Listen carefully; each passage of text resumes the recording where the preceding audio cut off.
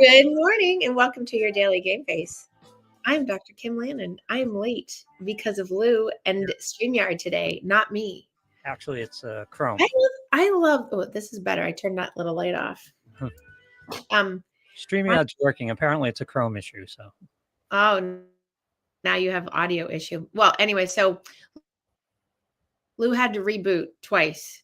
yep. And we are not in studio today because the studio lost air conditioning. So I am remote today. But that's lovely because it gave me extra time for extra coffee this morning and water and printing out things and being organized, which I never get to have extra time to do. But I am very organized, as you know. But it gave me extra time. So I appreciate that. And sometimes that's a glorious thing. And I wrap my lovely embrace sovereignty of my Reiki energy for this week to have more organizational time. Nice. Must be nice. Well, when you have to make sure I had another emergency this week. And did you know what? I found Made time for it. And oh my God. It's amazing how I can do that. And Yep. I mean, God. So here I am. And we are here working on the month of July and the year of you and in the month of you. And our show was short last week. I felt very rushed last week. And this week I felt a little rushed too, because now we were like a little behind. But now I know that we can go a little bit longer. Well, you had an emergency last week. I had an emergency this week. I know. So I just found I'm keeping all whiskers. And I just found a whisker. Do you know who it's from? Nope. But I'm just keeping them. I would guess that it's from the kittens because they've been dropping like flies. So I'm guessing it's from one of them. But okay. So today is a lovely reprieve of a day in terms of weather here. We've had, we have not, I do have to mention Kerrville, Texas is where one of my best friends, Kathy, is from. And Kerrville got hammered and has lost many people in the past week with their flooding. And so if Kathy is listening, I don't know if she is, my thoughts and I don't say prayers, I say my good energy and vibes to hopefully find any more survivors or to find people and to bring them home to their families and so on would be there. I'm not a thoughts and prayers person because I don't think that does anything, as you know. But if you do and anybody out there thinks that, great. But mine's energy into the world of like good energy to have good things and good karma come to people that are good people. Horrible situation down there. Like awful. And like that. Yeah. And so as an aside, because I'm going to talk about something today about psychology, but in watching some of the reel and footage. So when I was younger, much younger, when I was little, I lived on a mountain. I lived on a mountain in Vermont and on a ski in, ski out area and until I was about 8 years old. And we actually had a flood runoff one spring. And I have vivid memories of being, because our house was one of those old, not old, but at the time, an A-frame ski house. Okay, yep. And you had to go down this like U-shaped driveway that was a bitch in the winter, if I recall correctly, because it was you couldn't park in the actual driveway. You had to park up top. But it was downstream from the mountain runoff, and it was a flood that took out like the whole embankment of the area coming into the house. Plus it took out the road, it took out the river area where like all around me. And I remember my grandmother standing at the top of the hill with the car, and then my parents wading through like feet and feet. We were up, they were holding me, but I was up above and we were in waist high or deeper water trying to get up the hill to get to the car. And by the time we get to the car, we couldn't get that car to the other side because it had washed out the stream / brook, whatever. So a car on the other, we had to then traverse to the other side of that to get to the car that was on the other side to get past it. And it flooded my entire house from the basement. Good morning, Chris. From the basement all the way up to the stairs of the first level of the house and destroyed like tons of things and could have potentially taken that house right off the mountain. So when I watch that, I have it's weird because like I don't ever think of that, but then when I see the videos, I'm like, oh, I have a visceral reaction to remembering that in childhood of like the rushing water and being like carried out in that and thinking about, the children that were at the camp and all those things. So that's why my thoughts and good Yeah. energy vibes for people go out to them because wow, just awful. So anyway, so Kathy, if you're listening, which you probably aren't because you're probably worried and doing all things with Kerrville, I'm there thinking of you guys. So anyway, back to our weekly topic. Hopefully, I sort of lost track because last week was so rapidly moving, but this week I was very much focused in on um, the part of your personality that people talk about all the time, which is we get into this thing about having imposter syndrome. And Oh, Lou, I don't think I've actually ever done a whole show on imposter syndrome. no. It's a really common thing that comes up for people. And I thought, you know what? In the month of July, I thought, wow, let's talk about how to break yourself free from self-doubt in July.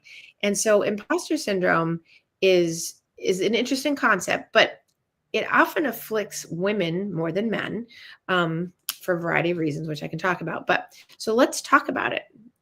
Do you know anything about imposter syndrome? No, I've heard the phrase, but I don't think I could define it.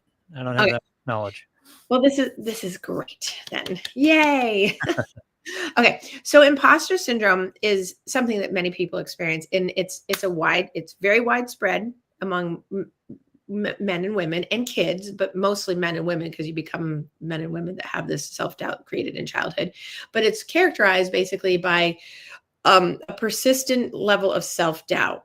And despite like you have career success and you have academic success or you have athletic success and accomplishments, many people feel very inadequate, often believing that like their achievements are due to luck rather than their abilities, or will attribute it to like, oh well, they judge me, the judges liked me, or someone just handed me, it was a gift grade or whatever. So the ongoing self-doubt can have significant effect on both your personal and professional life, and it hinders a lot of people's self-esteem, career growth, athletic prowess, moving forward in life. So understanding why so many women in particular experience this is very crucial. But in general, men typically don't experience it in terms of the way they describe it in the same way as women. So and in a lot of the research, it will talk a lot about how women have this much more because of societal pressures on gender stereotypes and systemic inequalities, and that contribute to those feelings. But I'm going to try to equalize it out to talk about it in general, but with the focus that, hey, there's a lot of women out there that really are sort of behind the eight ball on this. And I see it a lot because I do a lot of career counseling with women to try to get women to, people want to write a book or they want to, change careers or things like that. But recognizing and overcoming that self-doubt is the essential piece for empowering a human being to be able to get past this. So, I would say like right out of the gate, like addressing imposter syndrome would require a person. Usually people come in and say, I feel like I'm an imposter, right? They feel Yeah. like they're a fake, they're a fraud. Someone's going to see through them. They're not really who they are, kind of thing. And it requires a person to recognize that they're having an internal struggle and actively working towards being more self-empowered, which is hard because you have to recognize that, that you actually have like accomplishments, but yet you're struggling with the fact that like, is this really, really real? Yeah. So So, so let me guess. Somebody is having trouble with the expectations and the image they have projected out, even though they've earned it. They don't think they live up to it, so they're worried about it all collapsing when people find out who they really are. yes, Yeah. yes. So, and that's so if yes, so because you're facing that challenge all the time because it's not like a one-time thing. It's something that's cyclical and circular in the thought process, and it keeps going in exactly what you just said. So what you just said, but I'm going to add on to it, like it's a psychological pattern Mhm. where people, they doubt the accomplishment and have the fear, adding on to what you just said, fear of being exposed persistently as the fraud. Like, like someone's eventually going to see through that I'm not this smart, I'm not this successful, I'm not this great, I'm not this whatever. And this phenomenon can occur in various settings. But I see it a lot in athletes, which is why I was thinking about it. I see it a ton in athletes, and I see it in because I work with within the athlete realm. I work with a lot of people in the organization of the athletes, and so there's that also. Um, there's an inadequacy of individuals questioning their competence at their level of success as they climb the ladder. So, like, if I have the coaching staff having self-doubt, and then I have athletes having self-doubt, but it can translate to anything. It can translate to you in your own, like, if you're, working as a doctor, a nurse, you're working as a paralegal, and you're trying to become a lawyer. Like, it doesn't matter. It's exactly the same in all these environments. So sports must be particularly ripe for this, because yeah. any accomplishment in sports has some element of good fortune along with it. I mean, it's training, it's effort, it's skill, but you always get a little bit of luck along the way too. And so if you dig into that too deeply, you think you're not good enough. Well, and it's interesting because I have a step dancer that is at a high level, like a world ranked Irish step dancer, and that's very like gymnastics, dance, swimming, not swimming, skating, individual sports that have subjective judging to it are notoriously part of this problem. Is like, because when I was talking to the Irish step dancer recently, we were talking about how, one year you can go and rank the top 3, and you're going in against the exact same people, and the next year in the exact same competition, all of a sudden you're 11th.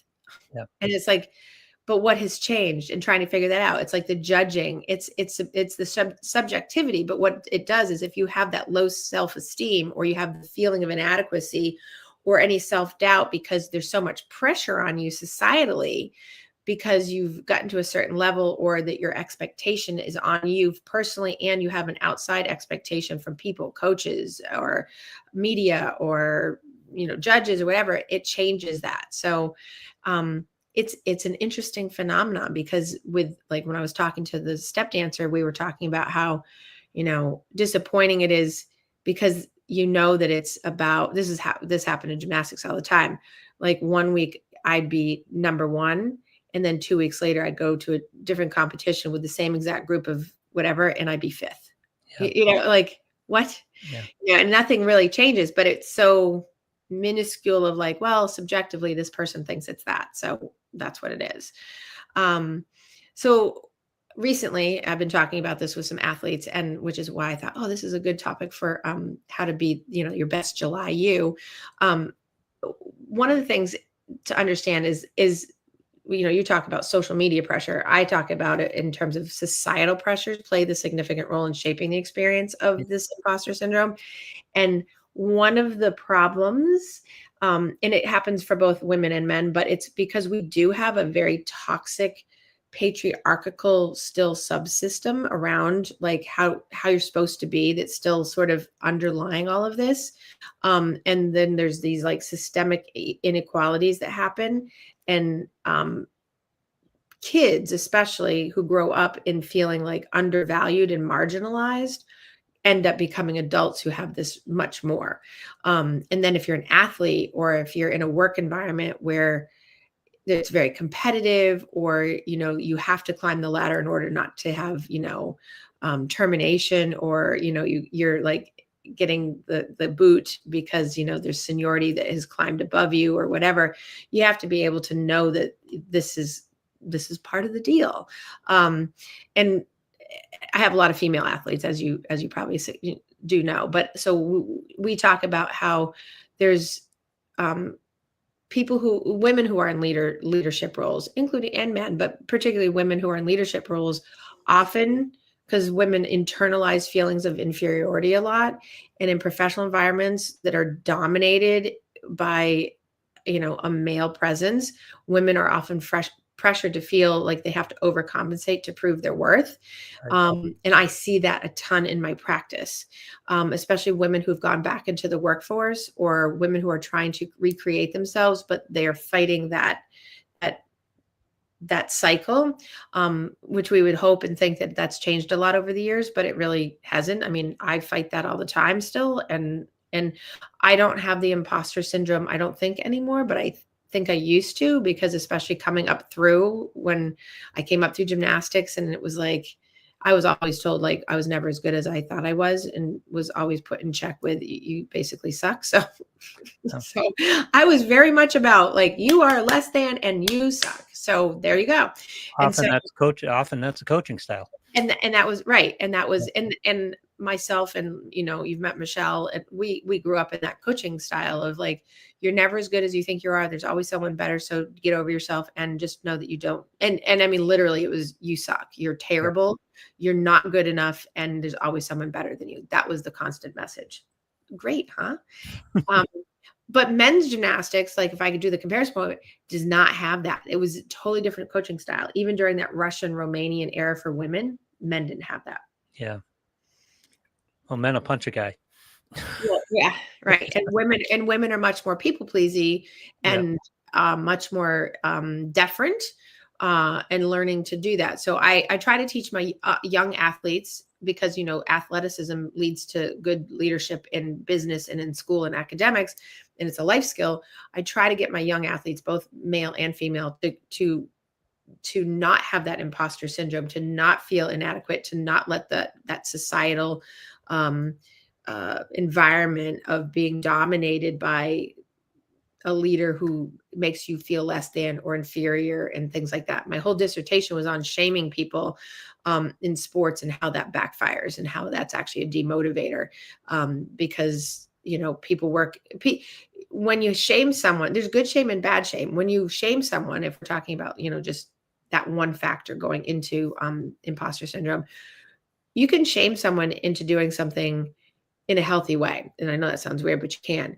But most of the time it's not done in a healthy way, and it's done like you suck, you're terrible, no one's, you're never going to be anything. Those kind of messages, those load up. And what they typically do, which is counter to what, a lot of people in the 70s and 80s in athleticism grew up with, was it demotivates. It's a demotivating technique. And and people will often say, "Oh, it's motivating. It's gonna get people like wanting to show us and prove to us." Actually, it doesn't. On certain types of people, it can, but most of the time, it will not motivate someone to do that. So the imposter syndrome gets stuck in there, and because the person feels so inept or so self-doubting, it will limit them. And that's one of the reasons why at 13 and 14 years old, kids who are fantastic athletes, who are like superstar athletes, will quit. The age range of like going from amazing and continuing on an athletic career that will keep going often hinges on some of these factors that, well, that kid is going to be like, wait, this is way too much pressure. I don't like the messaging that's happening. And they just go, I'm done. Well, And it's 13, 14. it feels like mainstream sports has moved towards what you experience with gymnastics, where kids are getting this coaching at a much younger age, so they Mhm. burn out in the early teens. Where you used to play baseball, you didn't really get this time of coaching till you get into high school, and you had a little bit of more personality to deal with it a little bit better. But now there's Yeah, traveling teams, AAU teams, you're getting kids at 7, 8, and 9, and putting these kind of demands on them, and it burns them right out. exactly. And I think that people frequently encounter barriers, like that. And then because those are like those systemic, like that's what we're talking about, the systemic inequalities that happen, but encountering like the barriers, like as far as um, leadership opportunities, who's in leadership that's coaching you, or who's your boss, like depending on the situation. Um, I'm going to go back to there is a gender bias.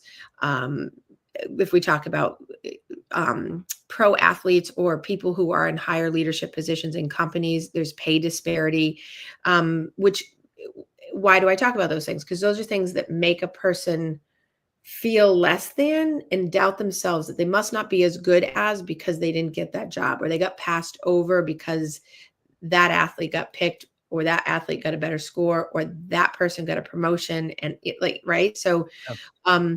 those factors reinforce self-doubt, making it so challenging for people to fully recognize their capabilities, because the little seeds of the seeds are planted. And when I teach about this in class, I always talk about it, that there's seeds that can be planted. And if you have really good fertile soil, it's going to grow and bloom, and you're going to be, you got good environment, you got all those things, sun and light, you do the metaphor. But when you have those seeds planted and, it turns into weeds because it gets strangled by an environment that has all of those toxic pieces or systemic inequalities, or it has like, you know, different things, different norming and different things that come into play, that perfectionism and things that are expected, then things change on the actual dynamic front for people to be able to know their worth, so to speak. And then they go through that, oh, I'm not who I think I am. Or Yeah. people don't think I am who I think I am, and I'm going to be a fraud, right? So going, like, just talking about like gender norms for a second. So like traditional beliefs about gender roles can pressure both men and women into conforming to unrealistic standards, right? So that societal expectation often leads people to have self-critical assessments and will deviate from the norm, and then they sabotage themselves. And you see this, and you've seen this a lot, right? In sports, Yep. that people will just conform to an unrealistic standard, and they will fall short because they don't know how to readjust that in their mind of like, wait a second, this isn't, my 3 R's. This isn't rational, realistic, or reasonable. How am I going to function and do this? And then they get so critical of themselves, usually, and what I see is people sabotage themselves unwittingly, and they either get hurt, or they get burnt out, or they tap out, or something happens to create an environment where the end inevitably has to come, or a change has to happen. And it's usually something that gets them out of the plane or the trajectory that's taking them into a higher level of athleticism or work environment or just promotion or whatever, because they cannot get away from the perfectionistic pressure that they put on themselves to excel, at a multiple role level, right? So whether you're a professional, you're a mother, you're a dad, you're a partner, you're an athlete, it can lead to an overwhelming need for, I have to be perfect in order to pursue getting myself out of self-doubt, so that I can't, if I make any mistakes, then I'm going to be in trouble, because then I'll be really seen for who I am. Yep. So I put an unrealistic pursuit on myself of, okay, stay away from self-doubt, try to do the most perfect thing I can, because that will help. But what ends up usually happening is people will just completely fall in on themselves, and the inevitable imperfection will arise because no one's perfect. Yep. And then it's really hard for some people to tolerate that their imperfection sits there, and then they get sidetracked or they get railed. That fear of failure is such a huge component, because it just puts so much pressure on you when climbing any ladder, whether it be athletically or in the business world or whatever. It usually requires, you're going to screw some things up. It's how you handle it, and whether Bill was don't be a repeater, right? Don't make the same mistake twice. Learn from your mistakes and move on. Everybody makes mistakes as you go. It's the way it is. Well, and to that point, if one is trying to live their best you, right? If they don't learn from the mistakes as they go, the psychological impact of the imposter syndrome can be really severe, and it can be debilitating, because it can lead to ongoing stress, accumulated stress and anxiety, and even depression and suicide. And people don't realize like that pressure is there. Like I see that in kids academically, like in their junior and senior year, getting ready for colleges, and the amount of pressure that's on them, self-imposed and also parental, and sometimes with teachers, that they're dealing with these emotions that hinder their advancement and their personal development, because they fear the failure. What if I do that? And they're so self-conscious about, like, am I good enough? Yeah. Will I ever be good enough, kind of thing. College acceptance, that's a huge area for this. Right. Right. Getting into the college your parents want you to get into. Right. Right. Or coach, right? Because Yep. coaches have a lot riding on it, because sometimes some high schools have, I don't want to say it's kickback, because it's not, but I can't think of a better word. Like they get notoriety Right. for getting their student athletes into the 10 Atlantic, or, the top 10 Atlantic schools, or Yeah. the Ivy League schools, or the D1s and all that, because then the coach can say that and the parents can say that. Um, Interestingly, I always, me, I love research, and I love like percentages and stuff like that. Weird me. Back in 2020, a study was published in the Journal of Behavioral Science, and I think this is probably usually they're padded, but or under padded. I think this is a really good number. 70% around that of individuals go through imposter syndrome at some stage in their career, or their athletics, or their academics, with a large majority of that 70. And I think it's a little low, but I think it's a pretty good number, because I think it's true, with a large percentage of the 70% being women. Does that surprise you? No, it doesn't surprise me, because women are there's so much expectations on women, and it's going to be difficult to live up to. Right. Right. And it's like I always call it hoop jumping. Like, men have hoops, but women have like triple hoops. But men can screw up. Men are goofballs. They screw And up that, like and the boys being boys. With right. And women, that's it doesn't work that way. right. And the acceptance of that is screamingly different than if a woman makes a mistake, right? Or does something that would be outside the lines of what someone else might think is the right thing. It's like, it's so, the disparity is so large, and it creates more of a problem for the imposter syndrome, because people will give up and not pursue their dreams, not pursue their things that they really want or they desire because of that. In the teenage years, in the early 20s, failure or screwing up for guys is almost expected.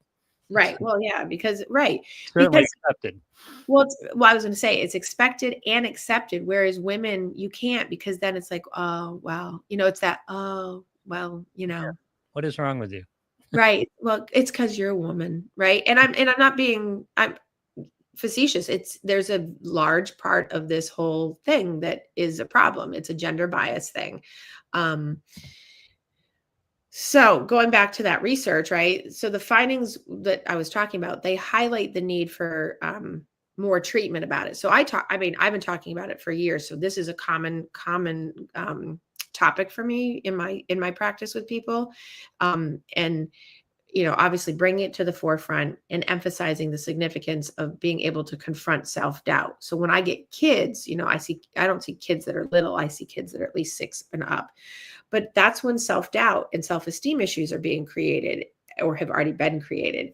So if I get a kid, like 10, 8, 9, 10, 11, I'm always working on shoring up their edges around self-doubt, making sure that they are happy and praised for their accomplishments. What can we work on that makes you feel better about yourself, so that you can acknowledge your accomplishments? And when you don't have a great accomplishment, or you don't feel you've made a great accomplishment, what do you want to change? What do you actually have control over to change?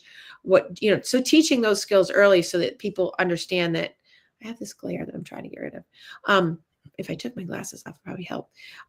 But just being able to confront that self-doubt right away, so that when we're in our 20s, which is then when I really see it, because then people are sort of over the hill about, you know what I mean? They're over the hill with, after their high school career, so to speak. And then they start going into their jobs and other things, and they still haven't dealt with it, and it's already full blown.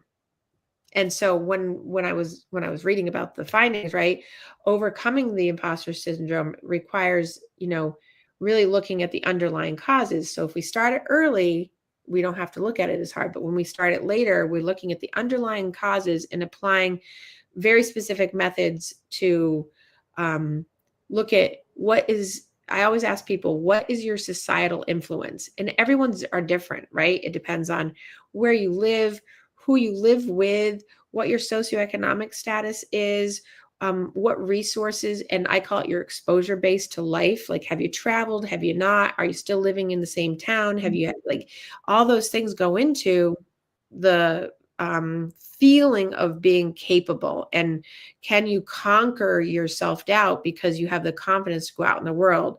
I think that the more you have those pieces in place, self-perception changes, and then you become more confident, because then it creates an environment where people can flourish without self-doubt, which is why I'm a big fan of, and I wish this had happened more in my upcoming, upbringing in terms of college and stuff, but I got to travel because of gymnastics. I was all over the place, all over the world. But I think kids and teenagers, I think that those travel programs that they do now for kids that are, in 9th, 10th, 11th, 12th, that they go off for 6 months or 4 weeks to another country and get I think those are really important to some of this development, because I think that helps get a better worldview and get out of the environment that often keeps people Right. really suppressed and repressed in their ability to have confidence that they can make it in the world.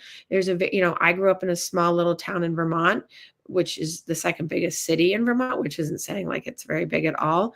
But I knew early on that if I stayed there, I was never getting out. And that's what happens to people in the smaller towns. They get into that space of, I can't go further. This is my lot in life. I mean, I grew up with, and there's a percentage, and I can't remember what it was, but I knew when I was growing up that there was a majority of people in my graduating class, which I actually didn't graduate with a graduating class because I pre-graduated before my class.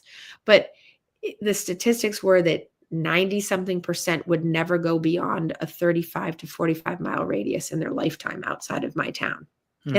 And I believe that that's probably still true if you grew up in that time frame. Now, I know that people have moved into that area that we call them flatlanders. So I'm a flatlander now, but I was a mountain girl. But now I'm a flatlander going to the mountains when I go up, right? So when you leave and come back, there's much more now in the areas I grew up in of people coming from Massachusetts, New York, Connecticut into my area of where I grew up, that now that's a difference, because when you're raised in urban or you're raised in a city, the exposure rate for people is very different. And does it change the imposter syndrome?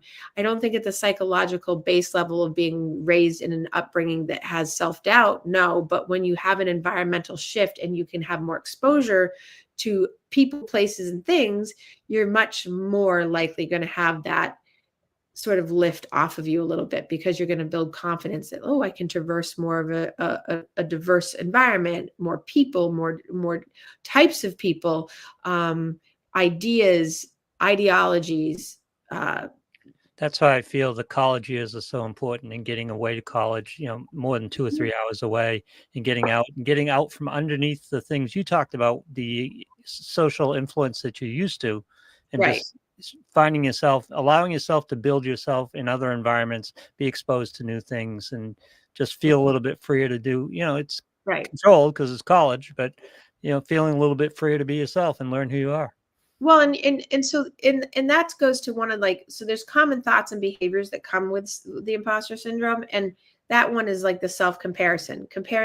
You have to have an exposure base where you can compare yourself to others, like your peers, your colleagues, social ideals that exacerbate or can lessen self-doubt. And when you don't have that, if you don't go away to college, not to say that people that are going local or staying, right, but you have to have some of these exposure bases so that you can measure your achievements against others, so that you can have a realistic, not a skewed perspective of the abilities and accomplishments that you're having. And I think it's such a disservice when people don't get to do that, because the thought is, okay, it comes down always to, I'm not good enough. I don't deserve this success. Why would anyone think that I'm not good? So the inadequacy sits there, that negative internal dialogue, the negative automatic thought that comes in, that I'm not good enough. And then if you socially compare, which people always do, but you're not socially comparing realistically, then it gets in your way. And you have to have enough people around you to give you a check and balance to say, oh, I've been through that. I know what that's like. You're doing really great, or you see it in kids a lot, or in teenagers, when you say, oh, you did such a good job, and they're like, they can't take the compliment, or they Right. can't take it. It's like, oh, well, they're down on themselves. Or you see it, I see this a lot in athletes when, I see them out on the field, and I'm out there to watch like a baseball game, and I'm helping like a pitcher or something, and I'm watching the game, and they'll get frustrated and they'll throw, like the glove down on the ground and all that stuff. And don't you think that, he and I have a conversation about, we don't do that, and why are we throwing the glove down? What was going through your head? What was the narrative going through your head? And it's usually because he wasn't pitching good enough. People were judging him. He was judging himself, and also on occasion I get well, my dad's going to be mad at me. My dad's going to tell me, and that's a common thing. Not as much moms, occasionally moms, because I have moms out in the stands that are like, "What are you doing?" I'm like, "Shut up." Like, because it's the same message, but it's more of the time like the dad. And like softball with girls, same thing. Softball, I have a softball player right now that I've been working with, and she's got both parents on her all the time about, and I keep coaching the parents of like, you are not the coach, you are and of course the mom played softball, the dad played baseball, so they're both experts, right? Yeah. So here we are, they're both experts, and they feel compelled to have to coach the kid after the game. And I'm always telling them, your car ride and is parent time. You did great. It's not your job to get in the car and say, what do you think you could have done better? That's my job. Let me do that job. That's not your job. Your job is parent, and you're not the coach. And if you're the coach, you're especially not the coach once you get in the car, because now you're the parent. The other kids don't have the stress and pressure of having to ride home with you as a parent. Stop doing that, because you're just generating the self-doubt and that imposter syndrome thing of the kid never believes that they're good enough when they could be a star player, which a lot of my athletes, because of what I do, high-end athletes, a lot of them are exceptional, and the parents are just, they're enmeshed in the roles and getting confused and blurring the lines, or just completely blowing past the lines of, where's your line of what your responsibility is to your child, to not create an environment of, you're not perfect enough, you're not as good as Sally or Bobby, or what happened to you today, you're just not in it, you don't care, like all these comments. And you get kids that are like, that's not true, that's not true. And the parents will insist. It's like I'm telling you how you feel, which people do. Don't tell someone else how they feel. You can say, I feel stressed when I see you play in a way that I know you can do better. Okay, you can say that a little on the rails, but it's like, it stresses me out watching you play because I worry that you're not going to feel good about it. Hey, that's a valid thing. But when you're like watching my son play baseball, that was horrible. Right. It's horrible. Well, he was so stressed about it, Right. But so you knowing that as a parent, why then go in and create more damage for a kid to have self-doubt, which then creates imposter syndrome of like, I'm really good, but now I don't know if I'm really as good as I am. And so when I go out, I'm going to sabotage my play because I have self-doubt, because I'm thinking too much about, what does my dad think? What does my mom think? What is my coach thinking? What are my teammates thinking? What if I drop the ball? What if I don't get it? Like, it's endless. And that translates into life skills for other things. If you don't walk off a high school team in your senior year and go into college and into the workforce and think that those things don't follow you and translate in. They all do, because they become the pattern of, you're recognizing the pattern then, that your mindfulness of your thoughts and your behaviors are going to be that you're frequently going to second guess yourself, because you learned early on that you second guess your decisions, you second guess your plays, so to speak. And do you despite your success, are you giving yourself credit, or are you just going to always knock yourself? So you have to be able to identify that self-talk, that realistic self-assessment, not an assessment based on what everybody else thinks, you think, or what everybody else feels that you should feel. You have to be able to embrace your own thoughts, your own feelings, or whatever. Unfortunately, in my case, where I have a lot of kids with coaches and parents that are like that, I'm constantly having to jump in front of that, saying, like, you're succumbing to the pressure of this comparison that your parents or your coach or whatever is making. Now it's become your own. And your self-image is getting kicked, and a lot of times kids are like, no, no, no, it's my own pressure, because they don't want the pressure to be on their parents or anything. And on the sidelines, I'm like, to the parents, I'm like, knock it off. Stop saying that. You can't say this stuff. And most parents are pretty receptive, because usually they want their kid to have this, but they don't realize they're doing it. And they're like, I didn't mean to do that. Yeah.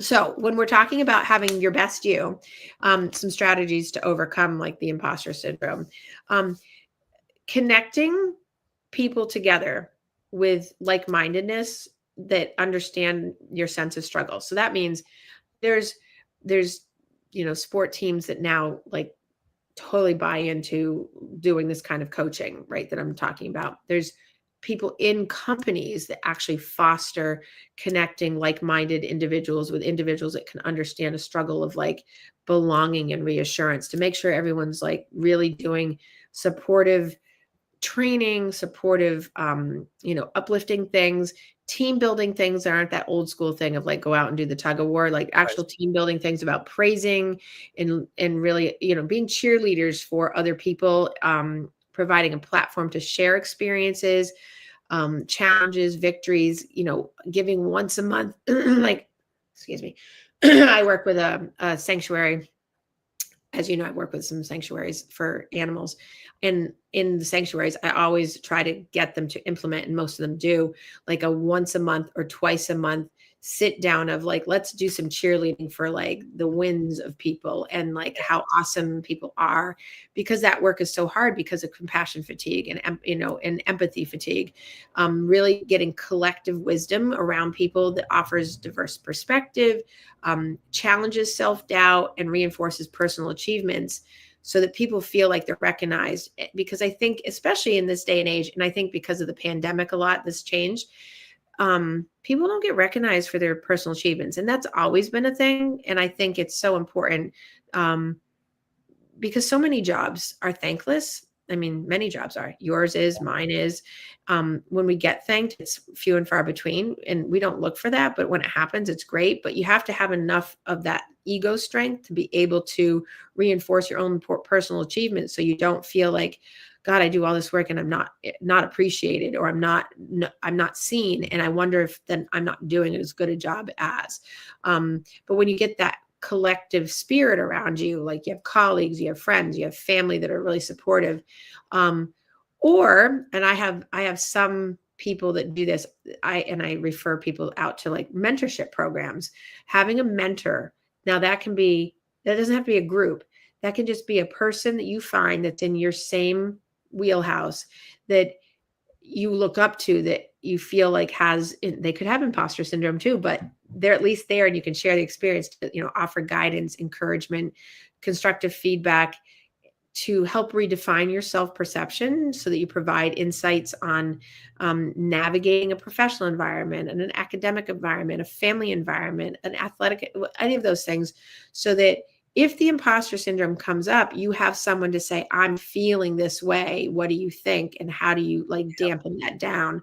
Having a mentor, I think everybody should have a mentor, so that they have a brain to pick or an ear to listen, so that it can push you in like the right direction. Even if you think you're going in the right direction, and someone can just reassure you that, yeah, that's exactly what I would do.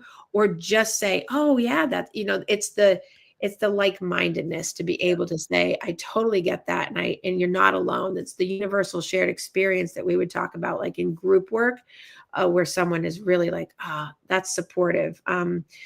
It's funny, as we talk about this and go week to week over these various subjects, it so often comes down to safety. It all comes down to being able to have that conversation of, I'm struggling with this, or I'm thinking of doing this.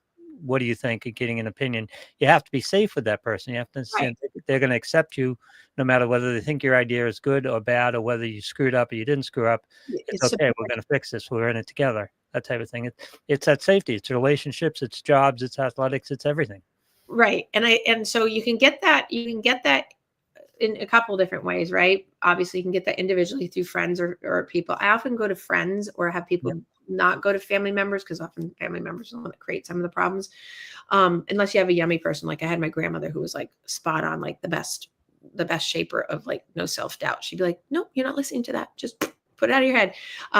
But there are some peer support groups, which I would love to have more peer support groups for people, but particularly women, because I'm a woman. I see this a lot for, helping normalize feelings of self-doubt to help people. They're just not out there enough. So if anyone's listening and wants to start one up, let me know, because I'm happy to share. But then one of the best support group places right now that you can get is online communities, not social media, but there's some online communities that are really good. That there's some digital platforms that offer a way to find communities that are dedicated to empowering women, empowering men. They have co-ed too, but they're very specific. They're out there. You can look them up. And these spaces often offer resources, workshops, forums for open discussions, and allow people to have that the building of a network that shifts the narrative from being self-doubt to self-belief. And you can find those. You just have to do you don't have to do a lot of digging to find those. And giving that supportive framework gets you into a pattern of being able to engage in self-awareness exercises, renewing your confidence, reinforcing your confidence, recognizing and addressing like negative thoughts and having them turn around. A lot of cognitive behavioral therapy. I'm always a big fan of mindfulness practices, setting an intent for the day that today I'm going to make sure I stay really present and positive with like the feeling of being self-assured, and breaking negative self-talk cycles, because that's what creates the imposter syndrome, because you're always in your head doing like, I'm not good enough. No one's going to think I'm good enough, and all of that. And really at the end of the day, celebrating, like set an intention for your day in the morning of like having a good day and having a win. And then at the end of the day, celebrating the achievement of, I felt good about blank. I felt like I did this, and really acknowledging your own accomplishment, even if someone else isn't acknowledging it, but owning that to say, it may be small. I have a journal of little wins. I have, reminding myself I have capability. I have grown. I'm changing. I'm recognizing my worth. I'm facilitating my own personal growth. Don't be dependent on externals. It's great to have them, but really at the end of the day, relying on your own role modeling of yourself to address that issue. Obviously, stack your wins, right? We talk about this all the time too. yes, Stack your wins and Right. celebrate them, right? Celebrate, stack them for yourself, and be like, hey, I did a good job. Yesterday, I walked into an Infinity store and cut my cable bill by $60, and I celebrated that all night long. It's a win. But it was tough for me because I didn't want to make phone calls. I didn't want to go talk to somebody. But at that point, I had some time. I was there because I'm going to walk in, see what I can get done, and got it done. And it's like, seems like a small thing, but celebrate it because it's a big thing. Well, so to that point, now I didn't know you were doing that, but I have to tell you, 2.5 weeks ago, I was sick. My Xfinity and Comcast bill was almost $400 a month. It's a small car payment for like a new car, right? Yep. And it was pissing me off. Yeah. It was about the fact that I needed to have the time to go in, and I hate going into those stores because that's exactly. Yeah. Right? That was the barrier for me. It's like, I don't want to have this interaction. But it was a wonderful experience. I got this awesome guy. His name's Frank. He was great. It took a little longer, but that's okay. But it wasn't too long. But I went from almost $400 down to $110. And yeah, I no longer have cable. I now bought my little devices that get me 1,500 channels that I don't have to pay any subscription for. And then I just added a little subscription service to one little thing that gave me the rest of what I needed for an extra $60. Yep. And I just did a huge win. And it's like, right. And I feel you when you say you had like a celebration. I've been dancing, and like every time I turn on any of my TVs, I'm like, I'm not paying all that money. Yeah, I know. But see, we don't take those wins and we don't celebrate them. We always look celebrate me. Yeah. Because I took the money, so what I did with that win is the money I'm saving, I'm not then just absorbing in. I'm actually lifting it up out of my account and putting it aside, because I'm going to stack that win every month, because I've been paying that bill like that for years. Yep. And I'm going to stack that, and I'm going away. Yeah, no, exactly. I bought a phone before I walked out of the place. So. There you go. There you go. And so that's like the thing about embracing, like, talk about, you did something. You're not an imposter. You had the empowerment. You embraced your true worth as a person and went in and said, I can do this. And you accomplished something. So every milestone, that's a milestone. So whether and people would think that's not a But milestone. what it took for me was this might not work out, but I'm going to do it anyway. Right. I'm going to take a shot at it. So I think that even if you take nothing away from today, other than celebrate your achievement every day, even if it's something small like that, and people wouldn't normally think of like something like that as an achievement, it is. It is. It gave you back money, it gave me back money, it gave you back a phone, right? It's giving me a way to save some extra money to do something else with. And so, but it also helped me. I also crossed a big social hurdle because I wouldn't make the phone call. I wouldn't walk in and you don't want to do that, get that sales pitch from those people, right? It's never a positive experience. But just like you, I ran into an awesome guy, and he just helped me, and he was like, "Oh, I can deal with that. Let's go. I can help you." And the great thing was, talk about like a reinforcer of positivity about like your proactive approach.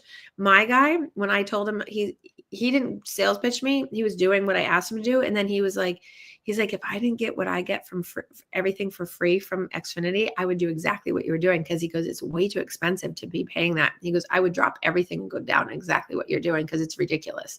And he works for them. I was like, thank you. So it reinforced that I was doing the right thing. And I was like, but I was cringing about doing it for months, because every time I'd see the bill, I'd be like, damn it, I have to cancel that. Yeah, I have to cancel that.